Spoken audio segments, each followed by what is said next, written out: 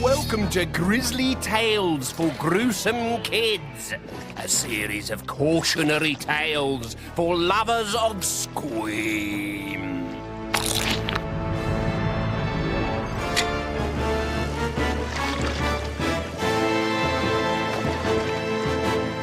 I call this tale The Butcher Boy.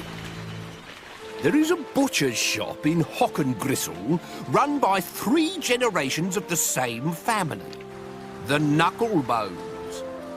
There is grandfather Gideon, his son Chopper, he of the 1 eye and 3 fingers, and his son Chuck. The strange thing is, even though all 3 are still alive, they have never been seen together.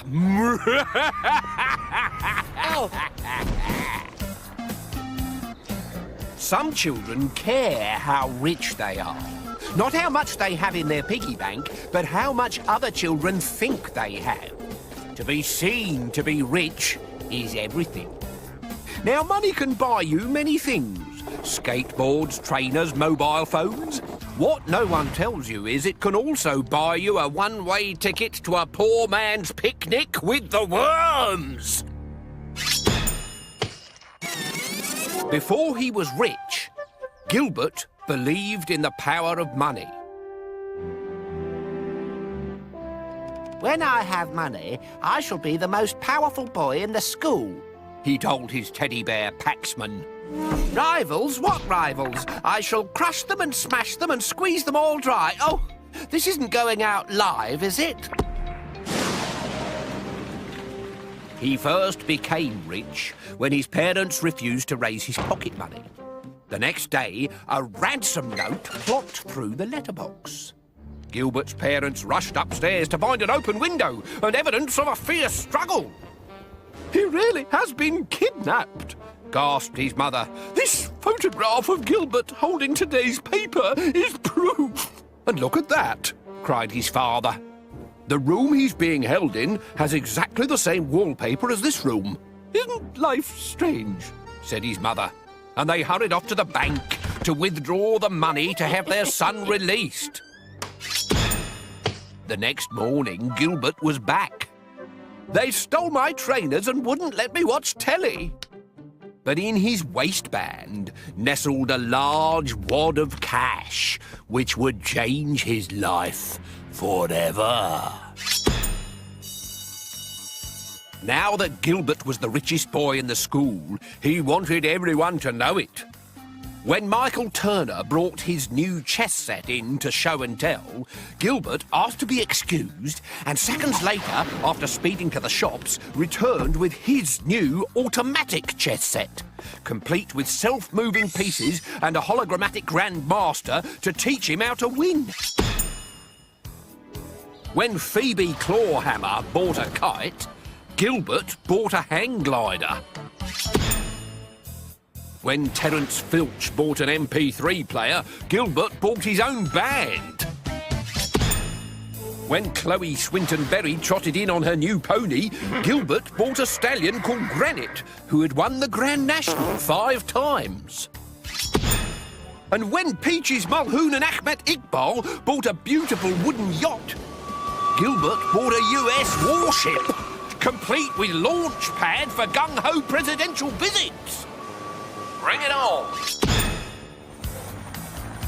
The truth was, Gilbert couldn't bear anyone else to be the centre of attention.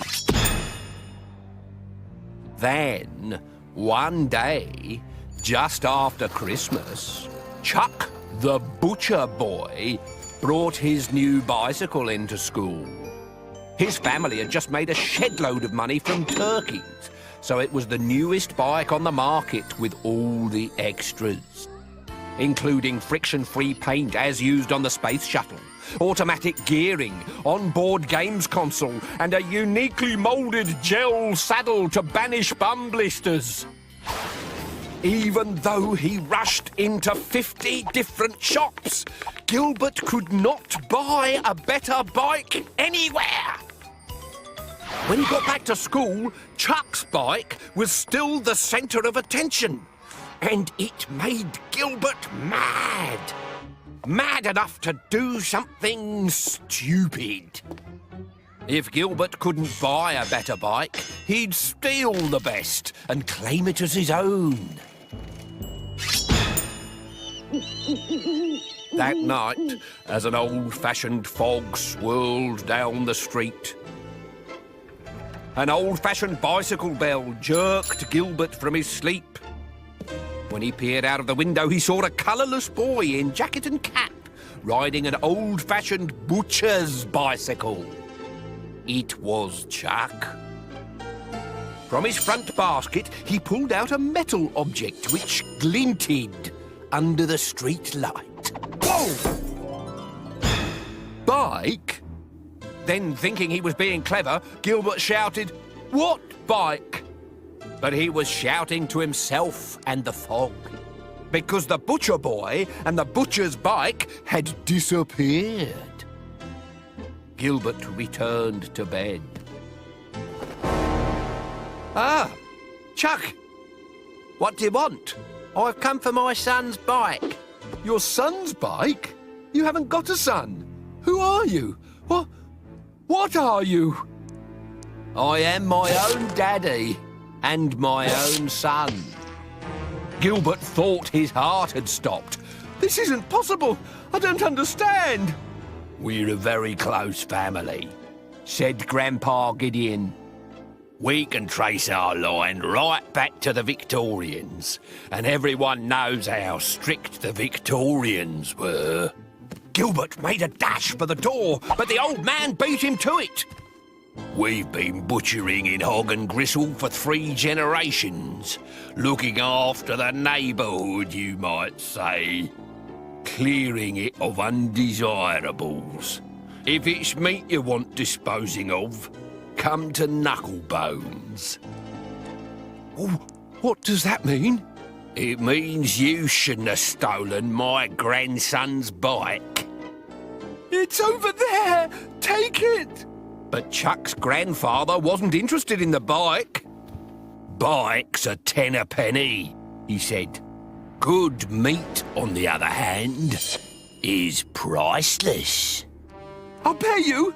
Take the bike, and I'll give you whatever you want to go away. But there are some things even money can't buy, as Gilbert was just about to find out. What I really want is you.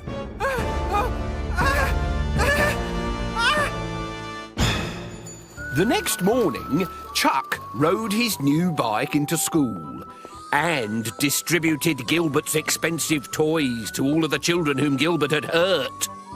Meanwhile, in a quieter part of town, a butcher's shop was opening for business. There was a new sign in the window. Meat to die for. Morning, Mr. Knucklebone. Morning, Mrs. Patrick. Recommend anything today? I've got some freshly made sausages, if you're interested. Oh, it's such a pleasure to still have an old-fashioned butcher around. We aim to please, Mrs. Patrick. We always aim to please.